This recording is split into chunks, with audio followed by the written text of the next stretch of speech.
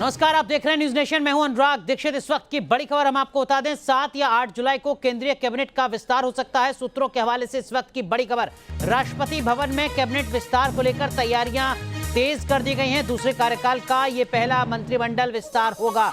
आपको बता दें, अभी मौजूदा दौर में मोदी सरकार में, केंद्र सरकार में 53 केंद्रीय मंत्री हैं, लेकिन अभी भी संभावना बहुत ज्यादा है।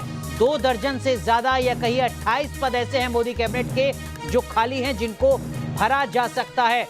इन्हीं 28 पदों को लेकर मंत्रिमंडल के विस्तार की खबरें लगातार अब आनी शुरू हो चुकी हैं। हमारे सहयोगी विकास चंद्रा हमारे साथ जुड़ रहे हैं ज्यादा जानकारी के साथ। विकास, इस कैबिनेट के विस्तार में किन बुनियादी बातों का ध्यान रखा जाएगा, ऐसी उम्मीदें की जा रही हैं? जी देखिए, सबसे बड़ी बात है कि काफ़ी दिनों से इस बात की अटकलें लगाई जा रही है और कहा जा रहा है कि कब मोदी मंत्रिमंडल का विस्तार होगा। कई सारी तारीखें इसके पहले सामने आई और किसी भी डेट को विस्तार नहीं हुआ, लेकिन अब जो जानकारी आ रही है 7 और 8 तारीख तक मोदी मंत्रिमंडल का विस्तार हो जाएगा और कई नए चेहरे उसमें देखने को मिलेंगे, यानी नए नए मंत्री बनाए जाएंगे। खासतौर पर युवाओं को तरजीह देने की बात कही जा रही है। साथ ही ये भी बात सामने आ रही है कि कुछ ऐसे मंत्री हैं जिनको परफॉर्मेंस के आधार पर ड्रॉप किया जा सकता है और संगठन में उन्हें जिम्मेदारी सौंपी जा सकती है। साथ ही कुछ ऐसे वरिष्ठ मंत्री हैं जिनके पास एक से ज्यादा मंत्रालय हैं। जैसे अगर नाम लिया जाए तो रविशंकर प्रसाद आते हैं, प्रकाश जावड़ेकर हैं, या फिर नरेंद्र सिंह तोमर हैं, पीयूष गोयल हैं। ये लोग ऐसे मंत्री हैं जिन पे बहुत ज्यादा भार है। 2, 3, 4 मंत्रालय इन लोगों के पास है, तो इनके भार को कम किया जा सकता है और नए मंत्री बना करके उस जिम्मेदारी को सौंपी जा सकती है। तो अब बताया भी जा रहा है कि 7 या 8 तारीख 2 डेट सामने आ रही है कि इस दरमियान मोदी मंत्रिमंडल का विस्तार हो सकता है। और इस विस्तार में उत्तर प्रदेश प्राथमिकता में रहेगा, पंजाब प्राथमिकता में रहेगा, क्या इस तरीके की कोई खबरें, या उत्तराखंड प्राथमिकता में रहेगा, यानी वो राज्य जहां पर विधानसभा मैं यही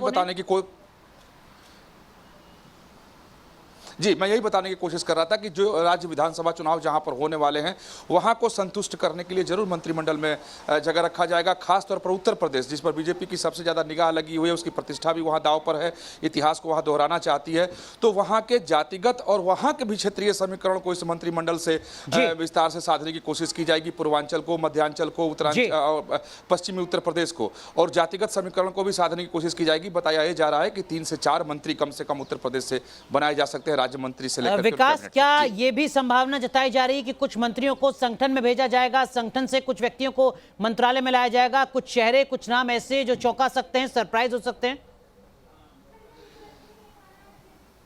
जी बिल्कुल, जब भी आपने खुद अनुभव किया होगा कि जब भी मोदी मंत्रिमंडल का विस्तार होता है या जब प्रधानमंत्री नरेंद्र मोदी ने अपने मंत्रिमंडल का गठन किया था तो बहुत सारी अटकलें लगाई जा रही थी, लेकिन कुछ नाम जब ऐसे आए तो सारे लोग चकित रह गए कि जिस पर किसी का ध्यान नहीं था, जब किसी ने गौर नहीं किया था, वैसे लोगों को मोदी ने मंत्री बनाया था।